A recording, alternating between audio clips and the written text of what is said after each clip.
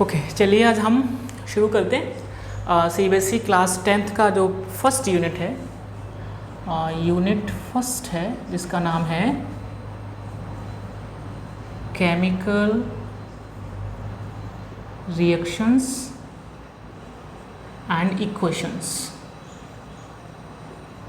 ठीक है, ये फर्स्ट यूनिट है, पहला चैप्टर है, इसकी हम बात कर लेते हैं है क्या एक्चुअली।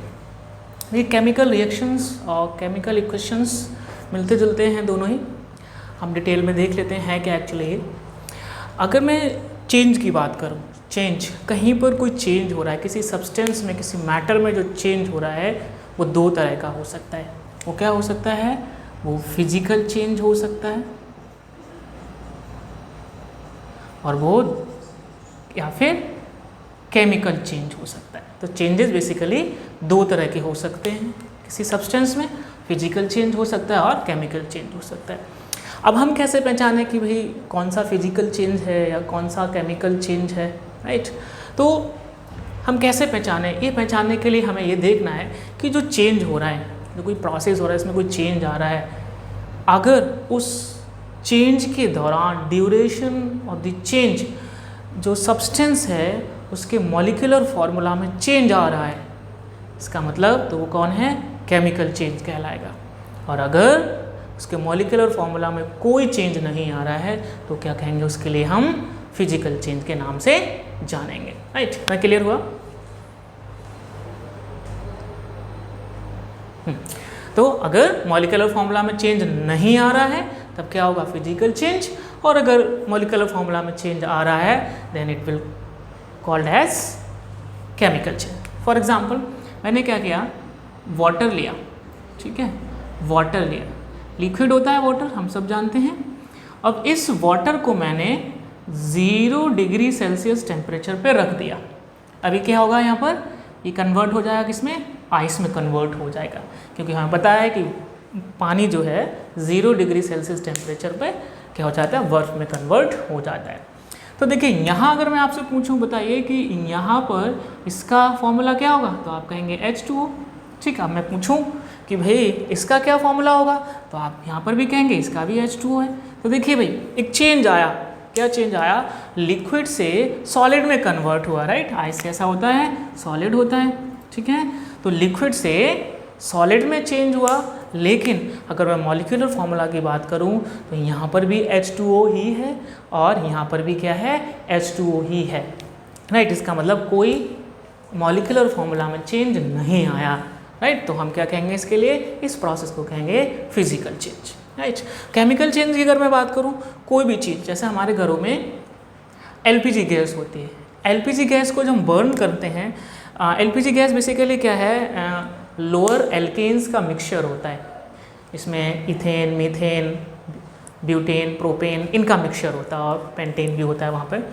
तो बेसिकली है क्या, मैंने सबसे छोटा कंपोनेंट ले लिया जिसको हम मीथेन के नाम से जानते हैं, ठीक है।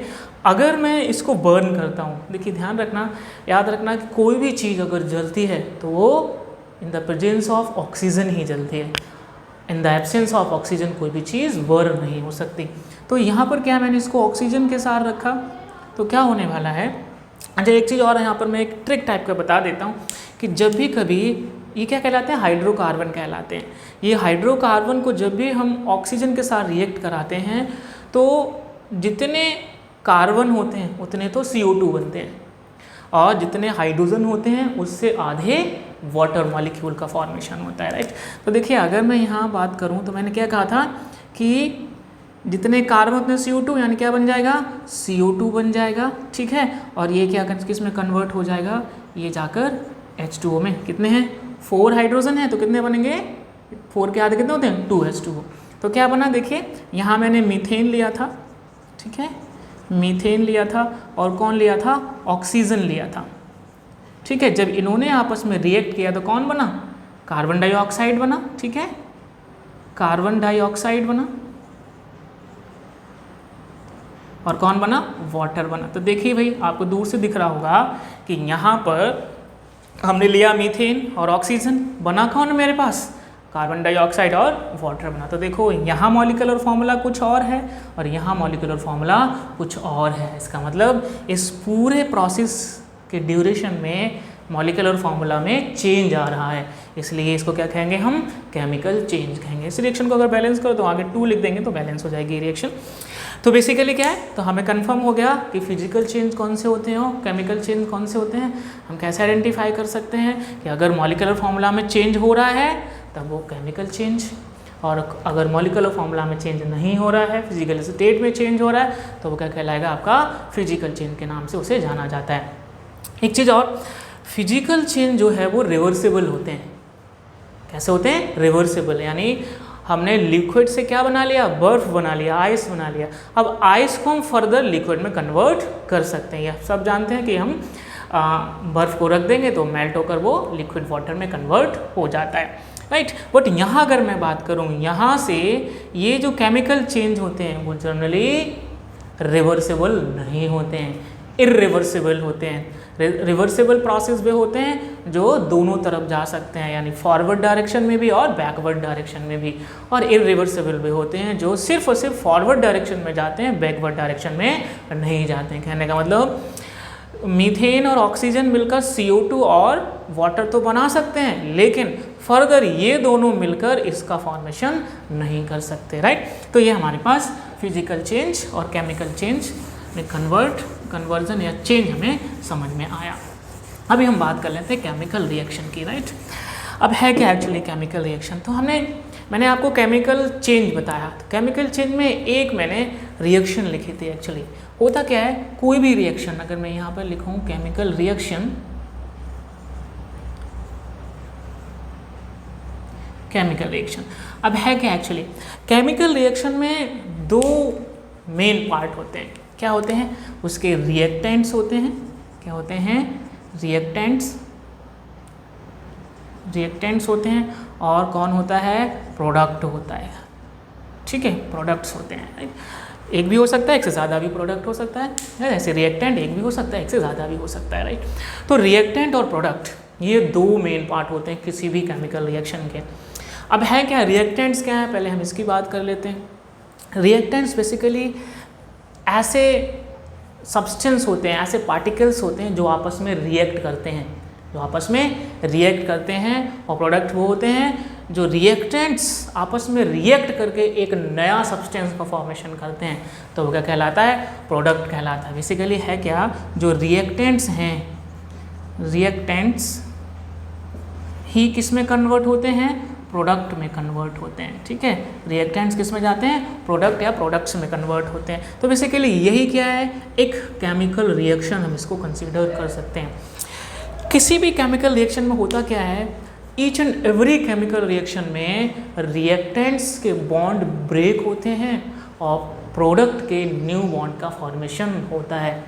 जब तक रिएक्टेंट के बॉन्ड टूटेंगे नहीं, तब तक प्रोडक्ट के बॉन्ड का फॉर्मेशन हो नहीं सकता किसी हाल में। रीज़न क्या है इसका, बेसिकली है क्या, किसी भी रिएक्शन में बॉन्ड का टूटना और बॉन्ड के फॉर्मेशन का बस यही खेल चलता है। पहले रिएक्टेंट के बॉन्ड टूटेंगे, फिर प्रोडक्ट के नए बॉन्ड का फॉर्मेशन होगा। अब एक्चुअल में बॉन्ड फॉर्मेशन में पार्टिसिपेट कौन करता है, तो आंसर है इलेक्ट्रॉन्स। अब जब तक पुराने बॉन्ड टूटकर इलेक्ट्रॉन्स फ्री नहीं होंगे, तब तक नए बॉन्ड्स का फॉर्मेशन हो ही नहीं सकता, क्योंकि जो पुराने बॉन्ड टूटकर इलेक्ट्रॉन फ्री हुए हैं वही इलेक्ट्रॉन प्रोडक्ट के बॉन्ड का फॉर्मेशन करेंगे जाकर। एक एग्जांपल लेके समझ लेते हैं। फॉर एग्जांपल, आपका कोई पुराना घर है, राइट, पुराना घर है, अब वहीं पर आपको नया घर का फॉर्मेशन करना है, बिल्डअप करना है नया घर आपको। तो क्या करोगे, तो नया घर बनाने के लिए सबसे पहला काम क्या होगा, सबसे पहला काम होगा कि आपको पुराने घर को तोड़ना पड़ेगा, राइट। जब तक वो पुराना घर नहीं तोड़ेंगे तब तक आप वहाँ पर नया घर बना नहीं सकते। एक और चीज़, पुराने घर को तोड़ने के बाद उसमें जो ब्रिक्स निकलें, जो ईंटें निकलें, वो हम क्या कर लेते हैं, फर्दर नए मकान बनाने में यूज़ कर लेते हैं। तो ऐसे ही ब्रिक यहाँ पर जो मैं बात कर रहा हूँ, ऐसे किसी रिएक्टेंट में पुराने बॉन्ड टूटते हैं तो कौन, इलेक्ट्रॉन फ्री होते हैं। जिस तरह से पुराने घर टूटने से, पुराना मकान टूटने से ब्रिक्स फ्री हुई और उन ब्रिक्स को हमने आगे दूसरा मकान, नया मकान बनाने में यूज़ कर लिया। ऐसे ही किसी रिएक्टेंट में उसके बॉन्ड टूटते हैं तो इलेक्ट्रॉन फ्री होते हैं, वही फ्री इलेक्ट्रॉन फर्दर प्रोडक्ट का बॉन्ड बनाते हैं, राइट। तो बेसिकली ये हमें कंफर्म हुआ कि रिएक्टेंट क्या होते हैं, ऐसे सब्सटेंस होते हैं जो रिएक्शन में एक्टिवली पार्टिसिपेट करते हैं और वही किस में कन्वर्ट होते हैं, प्रोडक्ट में कन्वर्ट हो रहे होते हैं जाके, राइट। तो रिएक्टेंट्स हमें कंफर्म हो गया। अब है क्या, केमिकल रिएक्शन को अगर हम डिफाइन करें, एक ऐसा केमिकल चेंज जिसमें रिएक्टेंट आपस में रिएक्ट करके नए प्रोडक्ट का फॉर्मेशन करते हैं, इसी प्रोसेस को हम क्या बोल सकते हैं, इसी प्रोसेस को हम रिएक्टेंट के नाम से इसी प्रोसेस को हम रिएक्शन के नाम से जानते हैं। इसी को हम केमिकल रिएक्शन कह सकते हैं। केमिकल रिएक्शन क्यों कहते हैं, क्योंकि यहाँ पर कोई केमिकल चेंज देखने को मिल रहा है, राइट। अब है क्या, बेसिकली हमने देख लिया केमिकल रिएक्शन। एक एग्जांपल लेके दिखाता हूँ मैं। जैसे मैंने अभी मीथेन को बर्न करके दिखाया था इन द प्रेजेंस ऑफ ऑक्सीजन। ऐसे ही एक बहुत कॉमन रिएक्शन है, हम देखते हैं हमारे एटमॉस्फेयर में जो प्लांट्स हैं, प्लांट्स क्या करते हैं, फोटोसिंथेसिस के थ्रू कार्बोहाइड्रेट का फॉर्मेशन करते हैं। अब वो करते कैसे हैं, एक्चुअली जो एटमॉस्फेरिक कार्बन डाइऑक्साइड और एटमॉस्फेरिक वाटर वेपर्स का यूज़ करके वो क्या बनाते हैं, कार्बोहाइड्रेट का फॉर्मेशन कर रहे होते हैं। एक्चुअली होता क्या है, यहाँ पर एटमॉस्फेरिक कार्बन डाइऑक्साइड लिया और कौन लिया, वाटर वेपर्स लिया, और यहाँ किस में, कार्बोहाइड्रेट में ये कन्वर्ट हो जाते हैं, ठीक है। तो इस तरह से, अच्छा ये जो रिएक्शन है किस में हो रही होती है, क्लोरोफिल की हेल्प से हो रही होती है, ठीक है। क्लोरोफिल जो मौजूद होता है, ठीक है, क्लोरोफिल जो मौजूद होता है किसमें, प्लांट्स में, ग्रीन कलर का पिगमेंट होता है, उसी की प्रेजेंस में हो रहा होता है ये रिएक्शन। तो ये क्या, एक केमिकल रिएक्शन है। आप यहाँ भी देखो, राइट। तो यहाँ कार्बन डाइऑक्साइड और वाटर आपस में मिक्स होकर क्या बना रहे हैं, कार्बोहाइड्रेट का फॉर्मेशन कर रहे होते हैं, राइट। अब कार्बोहाइड्रेट वो ग्लूकोज होता है basically, right. Carbohydrate different type के होते हैं, वो अलग टॉपिक है अपने आप में, राइट। तो हमारे पास केमिकल रिएक्शंस, यहाँ पर कोई किसी को डाउट हो तो मुझे बता दीजिए जल्दी से, किसी कोई प्रॉब्लम हो।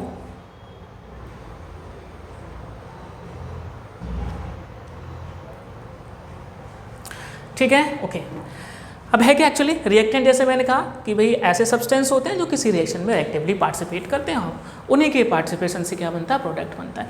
अच्छा, किसी रिएक्शन की क्या प्रॉपर्टी हो सकती है, राइट।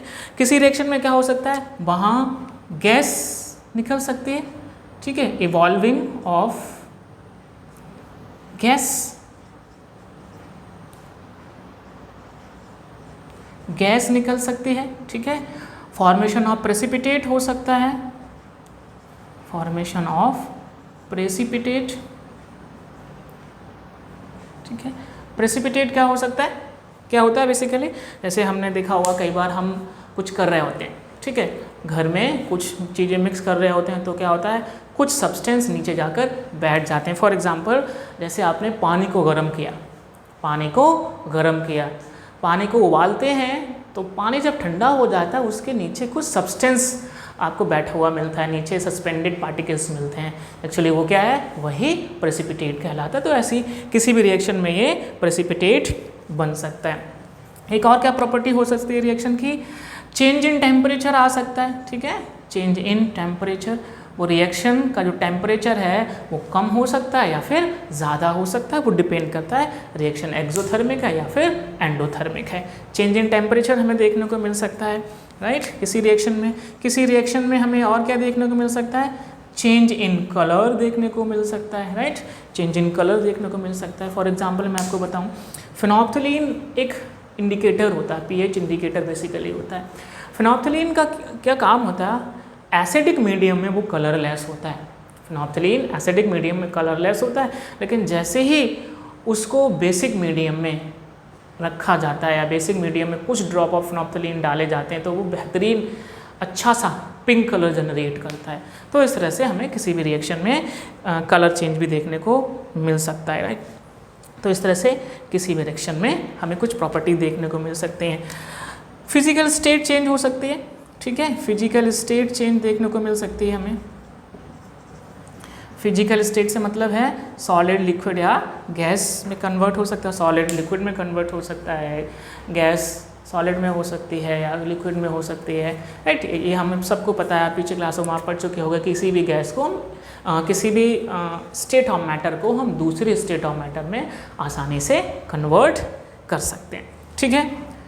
यहाँ तक क्लियर हो गया? बताइए ज़रा मुझे। Yes, okay. चलिए अभी हम बात कर लेते हैं types of chemical reactions. Types of chemical reactions. CBSE ने बेसिकली 10th स्टैंडर्ड में जो केमिकल रिएक्शंस का क्लासिफिकेशन दिया है कुछ इस तरह से है। सबसे पहला है combination reactions. Combination reactions, right. दूसरा होता है आपका डीकॉम्पोजिशन रिएक्शंस। Decomposition reactions. तीसरा होता है आपका डिस्प्लेसमेंट रिएक्शन। Displacement reaction. चौथा होता है आपका double displacement.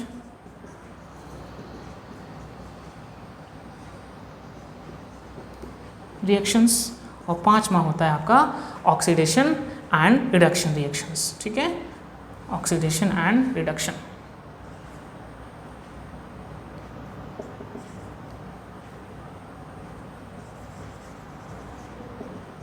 Oxidation and reduction reactions, ये बेसिकली इतने टाइप की हमें देखने को मिल रही होती हैं, ठीक है।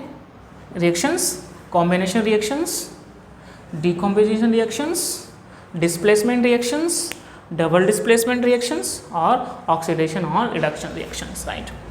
आगे क्लासेस में इनका थोड़ा सा नाम चेंज हो जाता है, फिलहाल आपके स्टैंडर्ड में यही है, तो सिर्फ हम इन्हीं के डिस्कशन करेंगे, आगे क्लासों में आगे देखा जाएगा, राइट।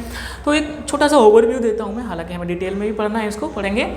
कॉम्बिनेशन की मैं बात करूँ, फॉर एग्जांपल मेरे पास एक कोई सब्सटेंस है, बाहर से कोई एक सब्सटेंस आया, एटम, आयन या ग्रुप, वो आकर यहाँ पर एज इट जुड़ गया। यहाँ क्या हो रहा है, बाहर से आया हुआ एटम या ग्रुप क्या हो रहा है, किसी कंपाउंड में जुड़ रहा है बेसिकली।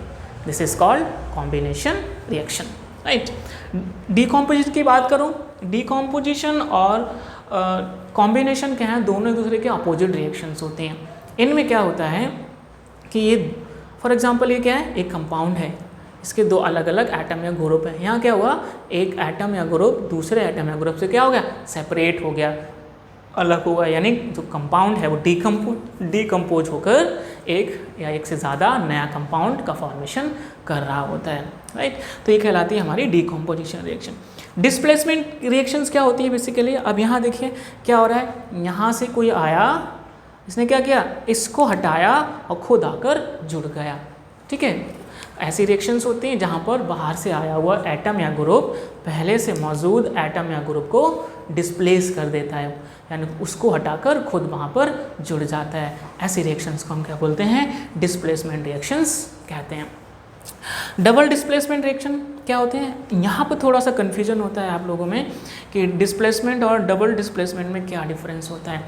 एक्चुअली होता क्या है, जब बाहर से आया हुआ कोई एटम हटाकर दूसरे को हटाकर खुद जुड़ जाए, इसको सिर्फ डिस्प्लेसमेंट करेंगे। अगर कोई रिएक्शन ऐसी हो रही जहाँ पर दो कंपाउंड में एटम्स का एक्सचेंज हो रहा है, यानी इसका एटम इसमें पहुंच गया और इसका एटम इसमें पहुंच गया, राइट, क्लियर हुआ। यानी ऐसी रिएक्शंस होंगी कि जैसे दो ये रिएक्टेंट हैं, ठीक है, एक रिएक्टेंट ये रहा, एक रिएक्टेंट ये रहा, हुआ क्या, यहाँ से कुछ निकल के इसमें जुड़ा और बदले में यहाँ से निकल के कुछ यहाँ जुड़ गया, ठीक है। तो दो मॉलिक्यूल के बीच में एटम या ग्रुप का क्या हो रहा है, एक्सचेंज हो रहा है। तब एक्सचेंज हो रहा है तब क्या बोलते हैं हम इसको, डबल डिस्प्लेसमेंट रिएक्शन के नाम से जानते हैं। बहुत ही मशहूर रिएक्शन है, आप आगे कभी भी केमिस्ट्री पढ़ेंगे तो ऑक्सीडेशन और रिडक्शन आपका साथ नहीं छोड़ने वाले हैं, राइट। ऑक्सीडेशन में क्या होता है, इनको अलग अलग टाइप से डिफाइन कर लिया जाता है। ऑक्सीडेशन की मैं बात करूं, क्या होता है, एडिशन ऑफ ऑक्सीजन। अगर मैं ऑक्सीजन कहीं पर ऐड कर रहा हूं, this is called oxidation. Removal of hydrogen, अगर मैंने कहीं से हाइड्रोजन को बाहर निकाल दिया तो क्या कहलाएगा, तब भी ये ऑक्सीडेशन के नाम से ही जाना जाता है, ठीक ठीक है। एक और एग्जांपल होता है, हमने क्या किया, removal of electron, this is called electronic definition. अगर हम क्या करते हैं, इलेक्ट्रॉन्स को बाहर निकाल देते हैं, तब भी ये क्या कहलाता है, ऑक्सीडेशन कहलाता है। इसका ठीक उल्टा कर दो, रिडक्शन हो जाएगा। हमने क्या किया, एडिशन ऑफ हाइड्रोजन कर दिया, is called reduction. Removal of oxygen कर दिया, ये भी क्या कहलाएगा, आपका रिडक्शन कहलाएगा, ठीक है। और मैंने क्या कर दिया, एडिशन ऑफ इलेक्ट्रॉन कर दिया, तब भी क्या कहलाएगा, ये रिडक्शन कहलाएगा। तो किसी भी रिएक्शन में अगर इलेक्ट्रॉन निकल रहा है, ऑक्सीडेशन कहलाएगा, ऑक्सीजन ऐड हो रहा है, ऑक्सीडेशन कहलाएगा, हाइड्रोजन निकल रहा है, ऑक्सीडेशन कहलाएगा, ठीक है। रिडक्शन की बात करें, अगर ऑक्सीजन निकल रहा है, रिडक्शन कहलाएगा, और हाइड्रोजन ऐड हो रहा है तब क्या कहलाएगा, रिडक्शन कहलाएगा। इलेक्ट्रॉन अगर ऐड हो रहा है तब भी क्या कहलाएगा, ये रिडक्शन के नाम से ही जाना जाता है, ठीक है। यहाँ तक कोई डाउट, कोई प्रॉब्लम मुझे बताइए।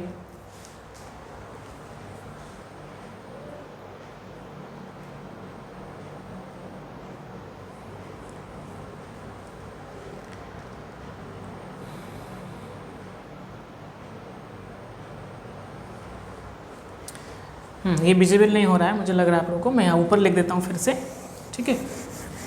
पांचवी कौन सी है, ये आपके ऑक्सीडेशन, यहाँ लिखता हूँ फिफ्थ, इसको हटा देता हूँ मैं। फिफ्थ ये रहा हमारा ऑक्सीडेशन एंड रिडक्शन, ठीक है। तो मैं क्या बता रहा था आपको कि अगर यहाँ पर ऑक्सीजन ऐड होगा तो ऑक्सीडेशन कहलाया, ठीक है। हाइड्रोजन बाहर निकला, ऑक्सीडेशन कहलाया, या फिर इलेक्ट्रॉन बाहर निकला तब भी क्या कहलाया, आपका ऑक्सीडेशन ही कहलाया। इसका इधर उल्टा कर दो, ठीक है।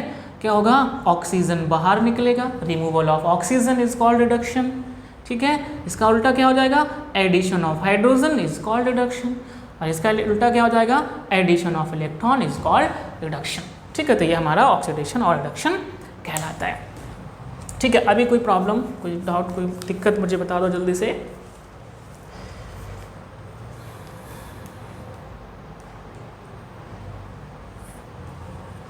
ठीक है, तो नेक्स्ट लेक्चर में मैं इनको आपको डिटेल में एक्सप्लेन करूंगा, ठीक है। Combination, decomposition, displacement, double displacement और ऑक्सीडेशन। अगले लेक्चर में हम इन पांचों टाइप की रिएक्शंस को डिटेल में विद एग्जांपल समझेंगे, ठीक है। ठीक है, थैंक यू।